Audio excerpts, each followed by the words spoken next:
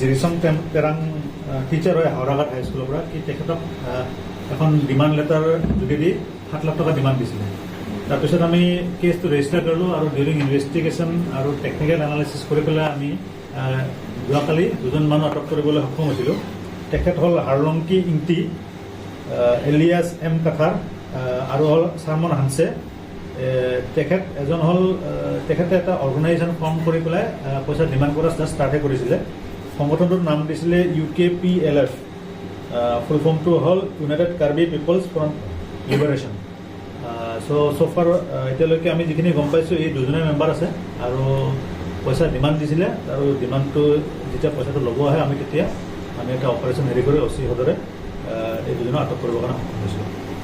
Further investigation চলি আছে। আমি চাওঁ ইহঁতে এতিয়ালৈকে আৰু বেলেগ কাৰোবাক ডিমাণ্ড দিছে নে দিয়া নাই এতিয়ালৈকে গম পোৱা নাই। চ' এজ অফ নাও যদি কিবা হয় আপোনালোকক আমি এতিয়া অৱগত কৰিম। এইটো ডিফু অপাৰেশ্যন আমাৰ OC লিড কৰিছে থানা অন্তৰত সদৰৰ ওচৰৰ পৰা আমি মাতি আনিছোঁ তাহাঁতক।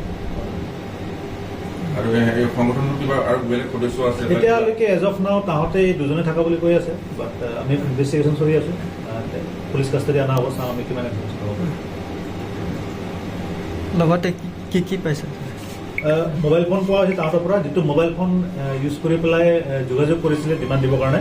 সেই মোবাইল ফোনটো আমি ৰিকভাৰ কৰিবৰ কাৰণে সক্ষম হৈছিলোঁ। এইটো একচুৱেলি তাহাঁতে জ্বলাই দিছে, বাট তাৰ ৰিমেইনছটো আমি পাইছোঁ। লগতে আৰু বেলেগ মোবাইল আছিলে, যিখন পেড দিছিলে পেডখনটো আগতে পাইছিলে, আৰু পেডত যিটো মানে লেখা লিখি কৰিছে তাহাঁতে স্বীকাৰ কৰিছে।